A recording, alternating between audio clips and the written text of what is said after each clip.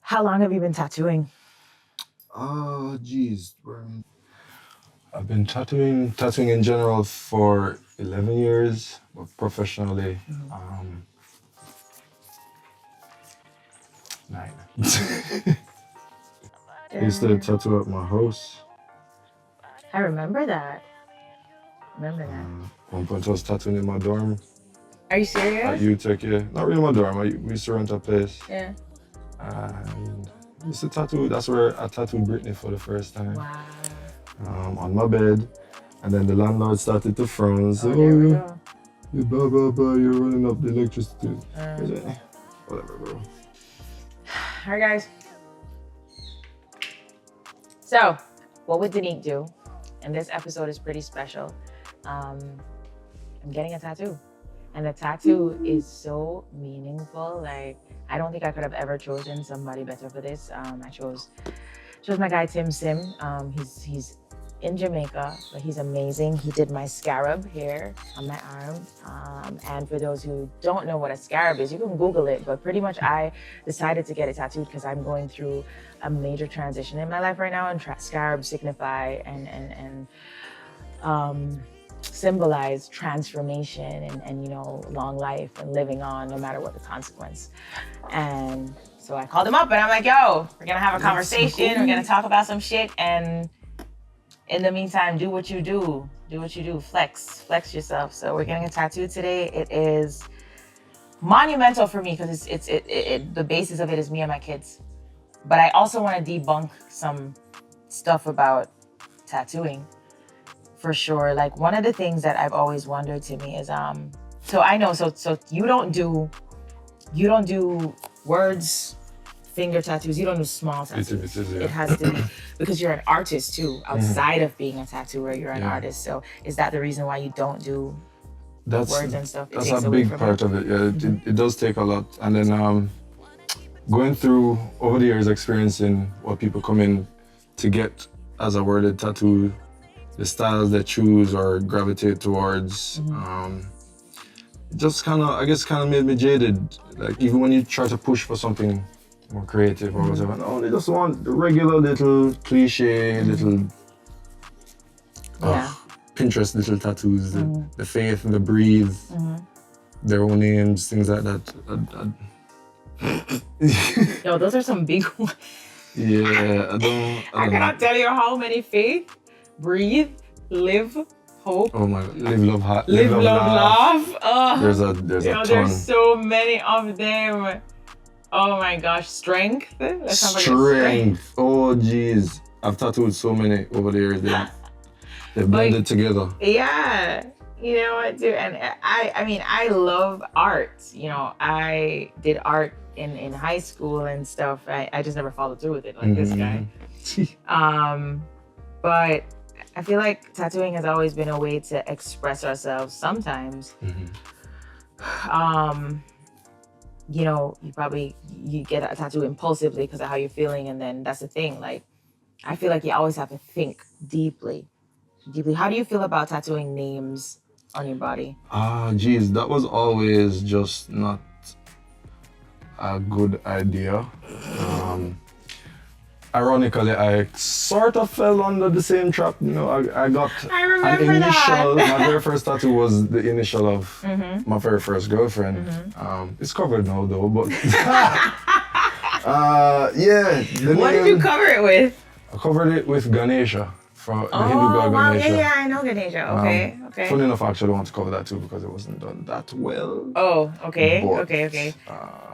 Why did you guys break up? How old were you? You were young. Yeah, we were young. Just, you know, regular coming to college, coming to university, and the things that happen, the things you're exposed to, and how the little country relationship, you know. But we're still friends at least, so there's that. That's good. I like the sound of that. That makes sense. Well, even just like how I covered my name, my sort of name tattoo was really initial, but I've had people I've tattooed names on and they've come back to me to cover the same tattoo. I love that. I'm sorry. And it's not even relationships alone, you know, because I had one client got her granddad's tattoo, name tattooed on her after he passed. Went to the funeral, came back a couple weeks later and said, oh, well, you know, my granddad isn't my granddad, so I'd like to cover this. Yo, I swear to God, I feel like these things only happen in Jamaica. Like Jamaica is not a real place. I swear, I tell my friends all the time, like, you just need to subscribe to Jamaica for your whole life. Like, you don't need to have cable. You don't need, you need data. Well, you need data. true. But you don't need Netflix, you don't need cable, Hulu, none of them. You just need to subscribe to Jamaica. Jamaica's Oh my God. So what about like getting meaningful tattoos? Like for me, all my tattoos have meanings. They're all a significant part of my journey in some way. And because it's so permanent, I always think very hard and deep about what I want to get. How was that for you? So what was the thought process behind getting Ganesha? Well, at that time, because that tattoo was not all tattoos have to be meaningful, but you know, Ganesha was actually to represent me kind of stepping away from like the traditional Christian belief, traditional religious belief, and just not subscribing to that whole religious thing. Right. So it was, you know, kind of like a so like push. you went through a transition in your life where you realized that, okay, what society or what you were taught as God, you were shifting from that and just wanted to explore others. I feel like we've all gone through that. It wasn't making sense to me. Yeah, because I went through that too. You know, I mean, I just landed back at God, you know, that for me. But, you know, I also believe, I also practice forms of Buddhism, you know, because I love like the enlightenment. I love like deep diving into your soul and, you know, kind of seeing life from different perspectives. I just feel like, in my opinion, and for my beliefs, I feel like God made everything. So why is it that we're trying to put, you know, things into different boxes? And segregate and separate and compartmentalize. It's always like, what are you doing? Like, we all praise the same guy, like, or girl. Listen, you have people that genuinely believe God is a woman. They're like, men could not accomplish. And that's actually no shade to my guys, but for real, like, people say it all the time, like, men could not accomplish the things that God has accomplished. So, like, why would it not be a woman? Women we're superheroes. Are the superior, to be honest. Even in tattooing, like. Yeah, and you know, Britney's my girl. Yeah, not only are they talented, but like just pain-wise, like tolerating the tattoo. I find that women are a lot better at that. That was gonna be one of my questions for you. Men are little bitches. bitches. They're bitches. Did you hear that? I want to make sure everybody heard that. Men are little bitches. Not me though. I just like. What has been your most painful tattoo? On me? Yeah. The one on my hand that I did. Oh. Especially across the knuckle area and this thin. Yeah. Mine was the one that didn't hurt for me, because I have one too. It didn't hurt for me. My painful one was this one on my ankle around here. Oh. Yeah, the Achilles sucks. Achilles sucks. This bone here sucks. Top of your foot, horrible. Oh, so we'll never do this thing. Yeah. Say less, my guy. Say less. So you said you started to explore Ganesha and like the Hinduism or Buddhism? Or Hinduism both? At the time. My girlfriend at the time was actually a Hindu. And that kind of, well, it is a beautiful religion. Let me start with the art. I think so. Just the whole magical vibe, like how they depict everything is really beautiful, really aesthetic, color pleasing. So that had my interest from before I met her. But now, after meeting her and actually attending, you know, what I don't know what you call them. Temple? Yeah, temple and thing and pujas and all of that. It actually sort of intrigued me. And I, for a period, adopted a lot of the things. Actually didn't eat beef for like a good... I don't eat beef. But it wasn't a religious thing for me. Yeah. Because you know that there's a certain cow that's sacred there. Yeah, all the cows are sacred. Yeah. All of them are. Yeah, because it's a representation of Brahman, I think. There we go. Yeah. Yeah. Wow. Didn't know that. I didn't know it was all of them. I thought it was just like a specific cow. Because you know, there's this one cow or a bull with like a big hump in its back. It's actually called the Brahman. The Brahman, there we go. We have a version of it too. We do? Yeah, the white one, Jamaican Brahman. Yes. I saw that the other day at Jamaica Zoo. They have one down there. Yeah. What is looking? I love it. I told you, do you think? I trust you. But you're actually talking about the meaningful tattoos. Those are actually... Yeah. They can be more a bit of a fun challenge sometimes. Right. I feel like growth is so important and we just don't do it enough. And I was talking to somebody the other day and I was telling them that I feel like it's the commitment part that really throws people off when it comes to your growth. No, just overall, your growth journey. Like, you know, when you figure out that this is a problem and you decide that, okay, I'm going to fix it, like committing to that. Because the minute it gets hard, it's just like, yeah, no, I don't want to do I don't want to do this anymore. I'll just stay the same, stay how I am. I feel like it has a lot to do with trauma too, and unhealed trauma and stuff. Because, like, I don't know, have you ever been triggered and that trigger takes you all the way back to a moment when you were a kid where something similar happened? All the time. Yeah, yo. All the time. Yeah, I had to learn that because on my journey too, I go to therapy. Yeah. And it was one of my therapists that said to me, like, every time you get triggered, go back to the moment it happened and talk to the child version of you. Does it happen? Do you? I don't know if it happens to you, but do you, like, with your kids? Do you see it happen? Like something similar happen with your kids and like your kids right there? Yeah. That's why. Try it back. Yes. Yeah, and for me, I feel like even in Jamaica, as Jamaicans, we don't address that issue enough. We don't address mental health issues enough because it's just like, oh, that girl is a mad girl or that man is a mad man and drink like a tea. And it's just like, no, but it's deeper than that. Like now I see that they're actually having adults can test for autism now. I don't know if it's been around for a while, but you know, because of social media, we're open to all of that. And I'm like, you know, I feel like I probably am on the spectrum. Like, I'm not even gonna lie, yo. There's so many of us on the spectrum. Yeah. It's crazy. And part of the challenge, I feel like part of the trauma-induced stuff as well. Jamaica isn't very open to neurodivergent. They feel like everybody's brain is neurotypical. They think the same way, and if you don't fall in a certain category, that's it. behave a certain way, that's it. Then you're bad, you're lazy, you're either bad or good. Yeah. You're either crook or successful. Exactly. There's no in between with them. When all you really need is a little different support most of the times, and you know, you're gone. Absolutely. Clear. Absolutely. Look at beard and care. Yeah. Nah, man, but for real, that's a big issue I find, especially out here. And then, you know, people are so closed off based on their own unhealed trauma too. You know, it's like nobody wants to address that. It's just like, oh, let's just sweep it under the rug and we'll just do something else or be somewhere else, or it's never addressing the problem. And you know, because I watch sermons all the time. Like my favorite pastor is Stephen Furtick. Love him to death. Stephen, big up yourself. I know you're gonna see this at some point. You know, Jerry is my favorite song, by the way. Just want to put that out there.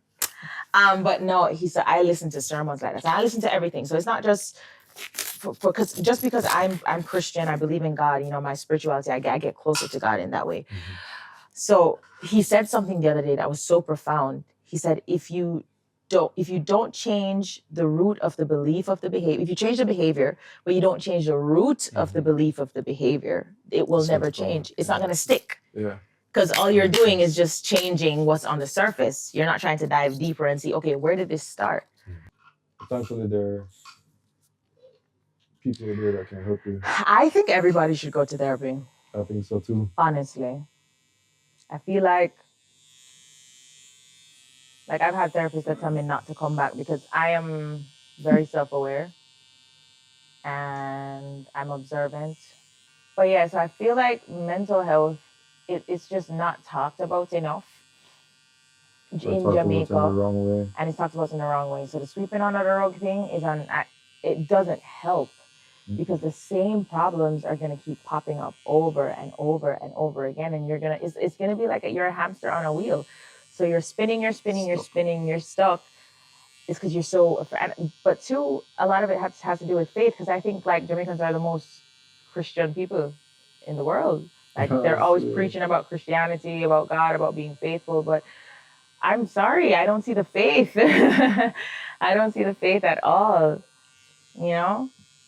I think in some cases they only see the faith and forget the real world aspects of it. Even because I don't subscribe to that, but even in the Bible it says that you need to help yourself as well.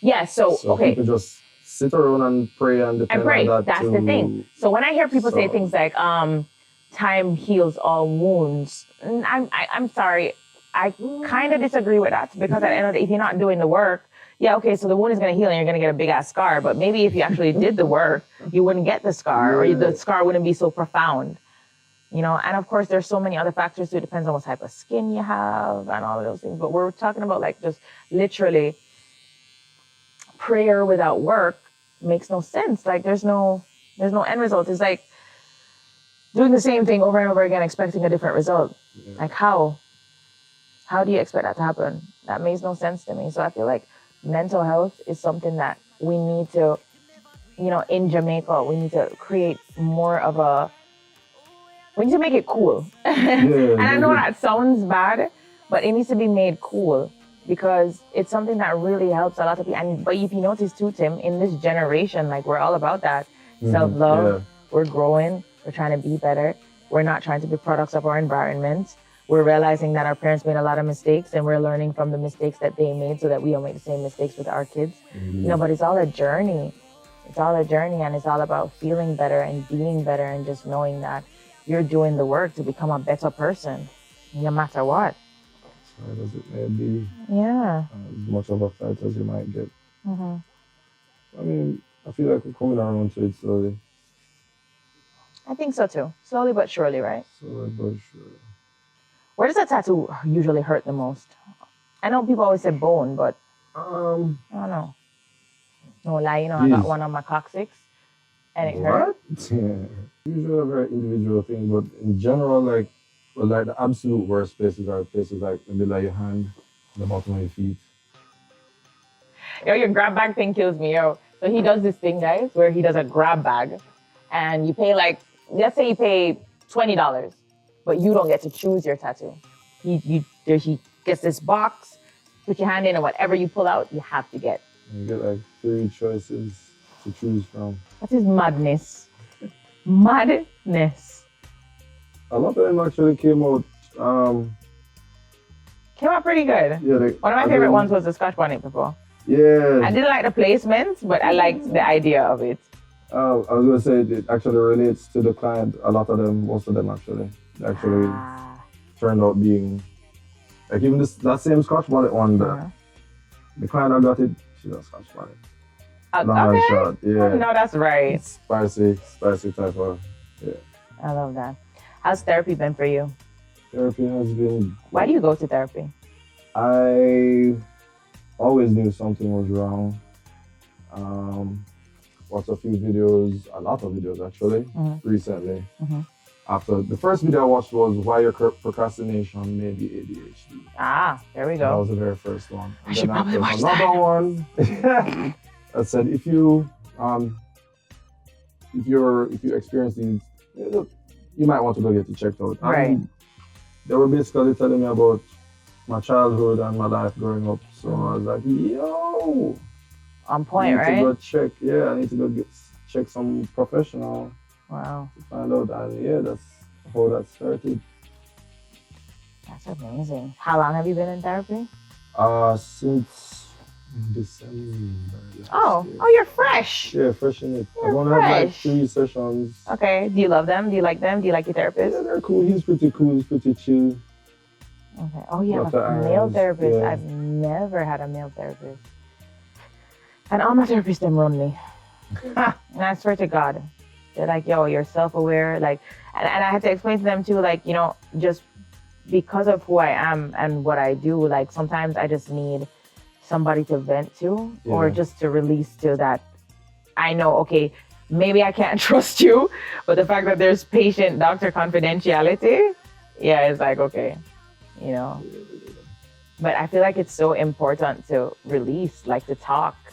Because I used to internalize a lot, like, and it was because there wasn't there wasn't a platform for me growing up to be able to express myself in that way, you know. And just think about being the most affectionate person in your family and not getting the level of affection that you require. Yeah, oh, it's good that when they do listen and you vent, and it's good that sometimes they actually validate. I remember what I was saying. going to tell you now. Because it's like, you're not crazy. Yeah. This is a real thing. Yeah. You know? So I can, I've actually never told anybody this before. Well, not anybody, but I've never said this publicly before.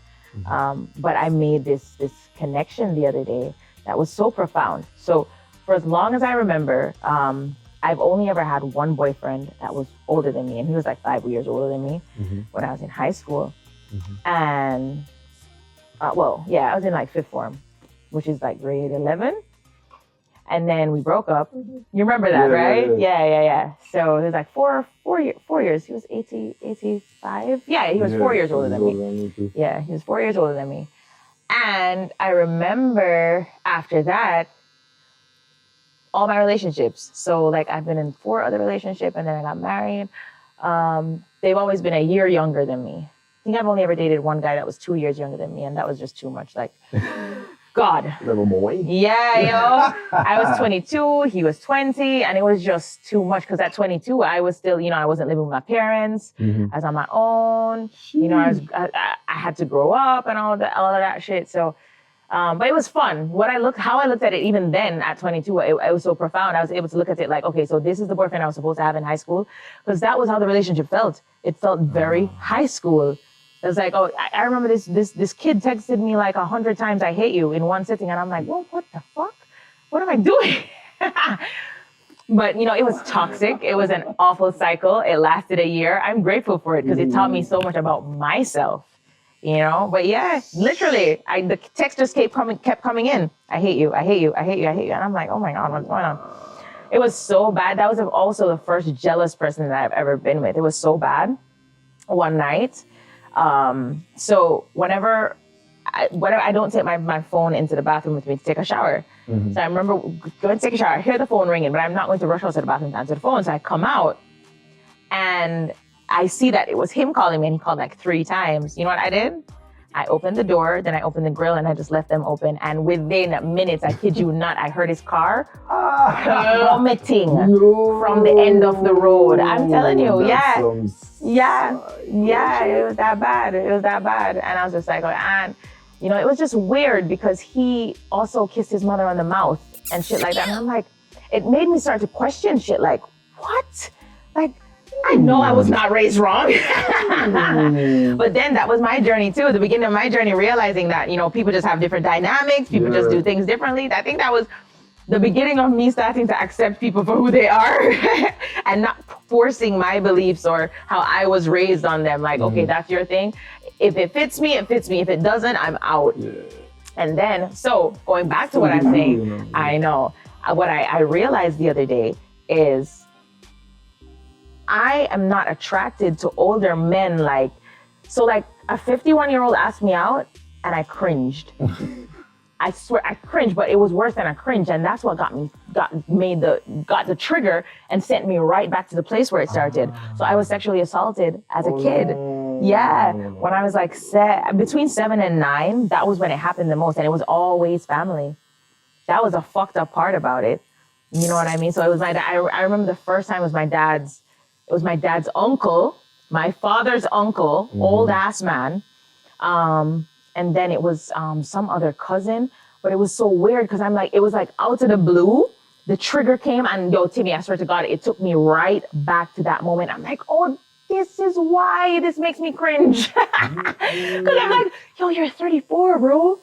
51 isn't that bad. And I'm like, no, that's bad, because you could be my dad, honestly.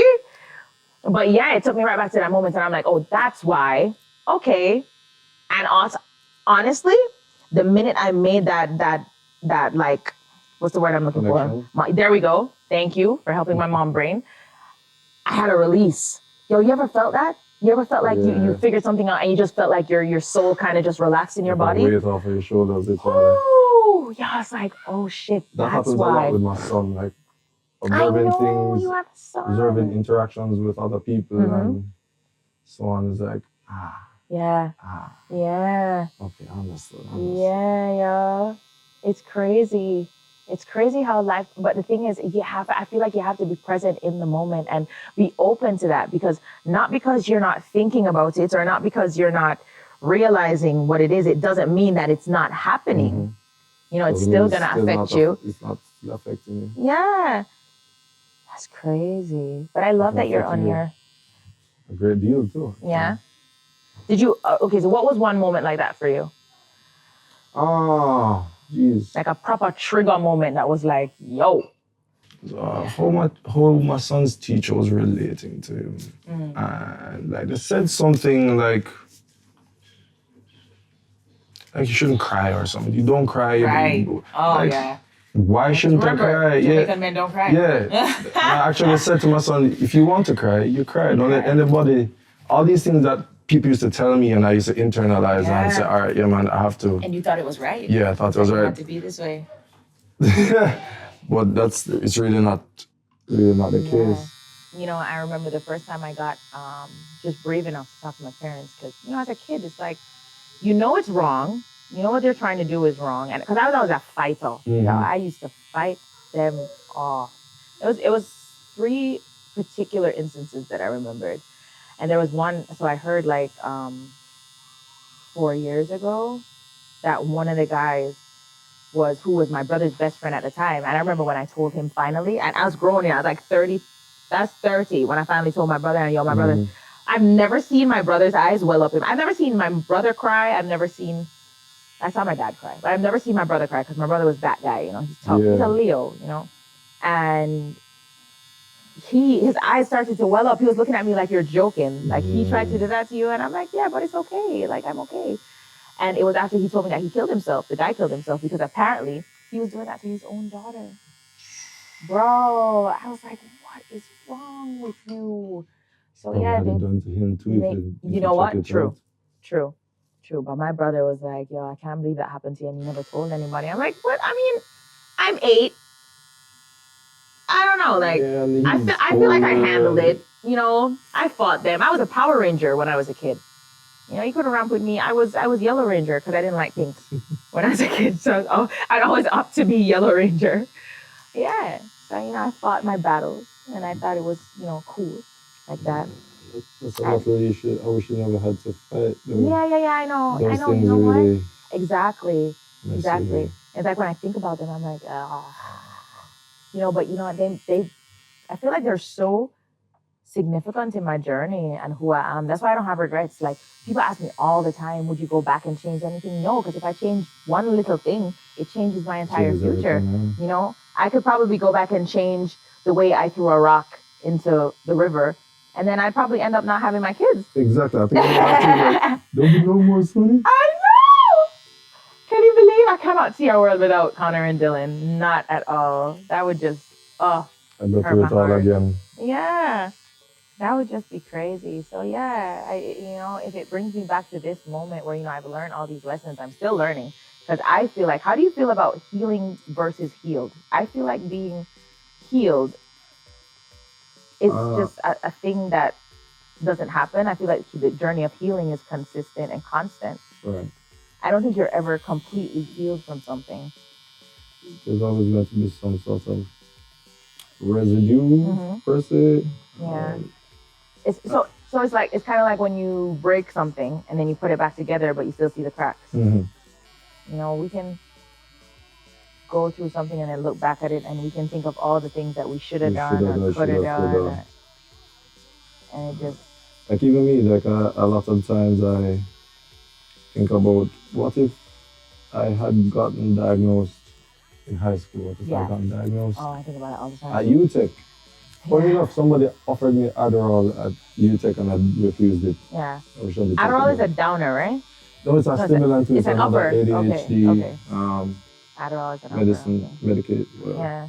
Okay. How were you in school? Like, what was school like for you? What was school for me? Especially high school. Like prep school, just sail through prep school. First, second in class. What is studying? You know, even that was a big part of that video. I said, if reasons you might have ADHD or whatever the case may be. Yeah. He literally said, you know, baby. you'd sail through prep school. When you hit like high school, you start to struggle, especially worse in college. So said, so done. So your grades went up and down? Yeah, once I hit high school, the average sort of dropped to like maybe like 70s, 60s. I ended up leaving with a merit. But then when I got to college, you know, university, and I didn't have, you know, mom and daddy and that support system there to keep me in check, to make sure I'm doing what I need to do. Things got even worse. And yeah, just kind of went to shit. Yeah. When I was in the 10th grade, when I was in the 7th grade, I wanted to be a chemical scientist, whatever the fuck that is. I don't think that's a real thing. And then I remember in the 8th grade, I wanted to be a linguist because I was doing French and Spanish. And then I remember in the 9th grade, that's when everything went down for me. So my average was great. My average was like 88 up. And then when I hit 9th grade, something shifted. I don't know what, but I was failing English language. Like I got a 67. I feel like my teacher never liked me still, to be honest. But I got a 67 in English language. And I was like, what the fuck? I got a C in English? Me? Could never. And then it went back, you know, I was consistent again-ish, but it was hard for me because I recognized too that I couldn't study the traditional way. Like I couldn't just pick up a book and I have a photographic memory, so I take pictures. But then sometimes the pictures get blurry. But I could never sit down with a book and really just digest information like that. You read so like it a was, sentence like 10 times. Yeah, no, I can't do that. I can't. And make song out of I couldn't do none of them someday. Yeah, we have to talk about next song. Crazy. I can't remember the letters that the songs are, you know, like madness. for whatever. Yeah, like madness, absolute rubbish. So the part I hate is shading. It hurts like a bitch. Not gonna lie, the moon looks nice though. Everything looks nice. Everything looks nice. Not gonna lie, everything looks nice. But this part I hate. Okay, so Timmy, before we you know, end the conversation, give me like a profound lesson you've learned thus far in your life. Like, what's the one thing so far? Because you're what now? 33? 36. Oh, young boy. 36. But what's like a lesson or two that's been so profound for you that you're definitely gonna take into your future?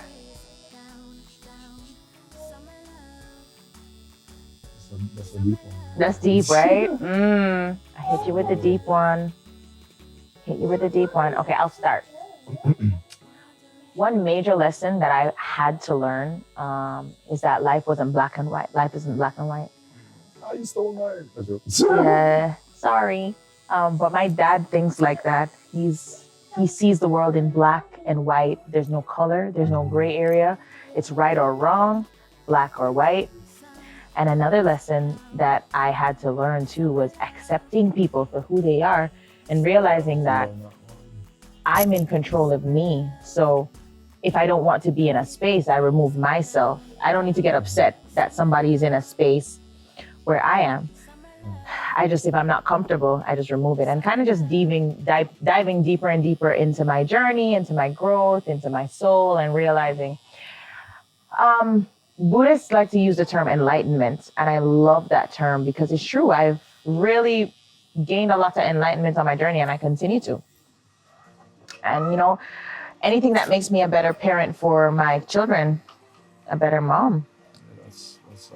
That is our journey now itself. Yeah. That's a bit of a difficult one for me, but yeah. But I mean, working with it. Yeah, and you know, just the fact that you continue to choose it, that's what's important, you know. You continue to choose growth. That was authentic. Yeah. It's cool. Y'all right this up on the muscle?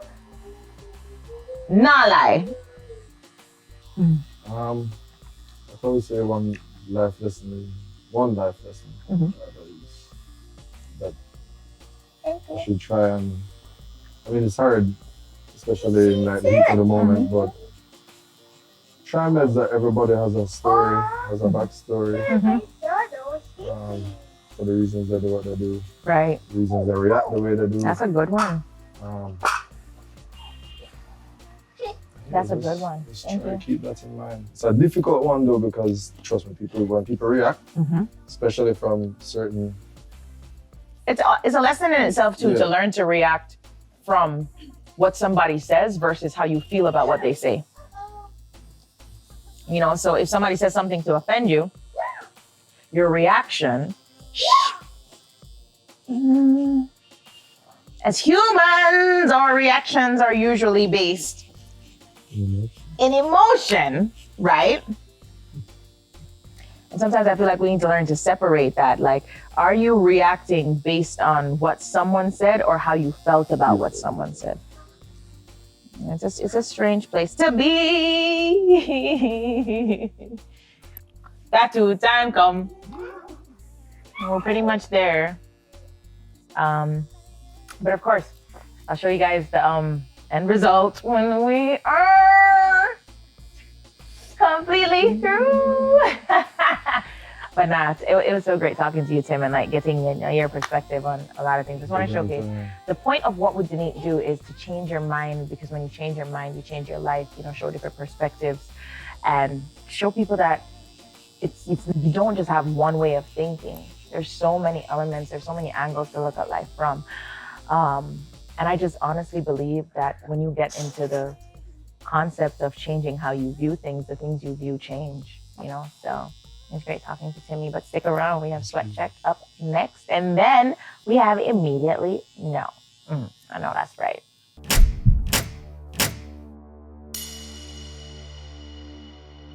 All right, you already know what it is. When you see red, you know it's time for Sweatcheck. And we're gonna make Timmy sweat just a little bit. So Timmy, Sweatcheck is a game. It's pass or play. I'm gonna ask you 5 questions. 4 out of those 5 questions, you're gonna have 3 seconds to answer each question. You have to answer honestly. You can choose to play. If you choose to pass, then you have to take a shot. The last question, you'll get 5 seconds to answer. Just, you know, a little more time for you to get your bearings together and make it known. Are you good? Are you good with the rules? Yeah, man. You understand what you're supposed to do? Okay, are you ready? Ready. I don't feel like you're ready. Ready, man. Ready. I don't feel like you're ready. Okay, all right. First question. What is a tattoo that you regret getting? Regret getting? Yes. I don't regret getting. Oh, lie. One on my leg.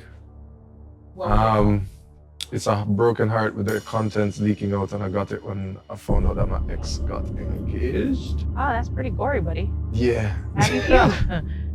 Have you healed from that? Yes. Amen. Thankfully. I need to cover the tattoo. God is good. Okay. What is your favorite zodiac sign to date? Well, if I judge by my record, it's apparently Scorpio. Oh, so you love water signs. Okay. What is your favorite sexual position? Roast chicken. Yeah. That's a first. That was really good. Please take a shot. That is not a position. Thank you. Thank you. Very much. What was that? Roast chicken. All right. Question number 4. Tell me one time where you have came in under 2 minutes. Jeez. I was teething a piece from my neighbor. Jeez. Teething a piece from your neighbor. Wow. Yeah. Jim Peachy?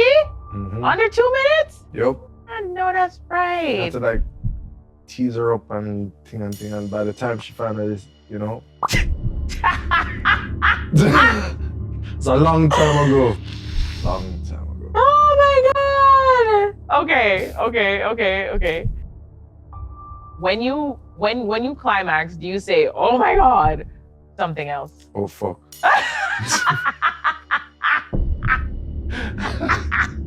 But silently, like hushed breath type of. Oh, you internalize. Yeah. Okay. No, man, you just kind of soft.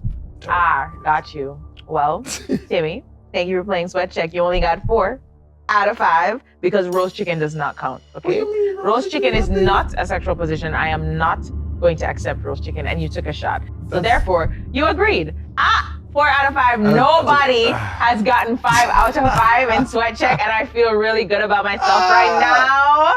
Thank you. But guys, stick around, because after this, it's all about immediately no, where we talk about the things that are just no, immediately no. Stick around. Immediately no. Not taking care of your mental health. Immediately no. It doesn't change the more you ignore it. It doesn't get better the more you ignore it. The more you ignore it, it actually gets worse, and it makes it harder for you to change whatever you want to change. So that's definitely a no-no. We are taking care of our mental health. We are growing. We're choosing growth every single time. For my girls, getting a man's name tattooed on your body, immediately no. Y'all need to stop that shit, man. Stop. Y'all be getting tattoos of men who don't even belong to you on your body. Don't do that. That is not cute. Go ahead and love yourself. Tattoo your own name on your body so that in the event that something happens to you and you can't talk, they just look on your arm and they don't see George or Jeff. They see your name, okay? Continuously playing the victim and choosing to be a victim every single time. Immediately, no. You gotta grow. You have to figure out a way to accept what happened and learn from it and grow from it. Because the more you play the victim, I feel, is the less you grow, is the less you're able to experience life in a positive way, because you're constantly in victim mode. Immediately no, let that shit go, let it go. Dating while still having your ex's name tattooed on your body? Immediately no. What are you doing? Go get that shit crossed out or something. Run a red line through it. I know somebody that does that. Run a red line through it and keep it moving, or cover it up. You know what I'm saying? Close chapters. When we close chapters, we're able to open a new book and do it in a better way. All right, last one. Let me see.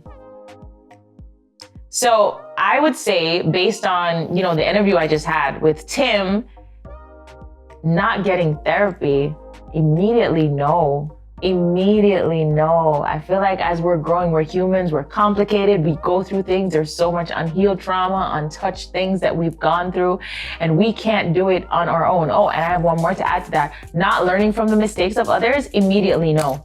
You have to. You are not gonna live long enough to make all the mistakes yourself, and why would you even want to? God, come on, y'all. Make better choices. Change your mind, change your life. Mwah.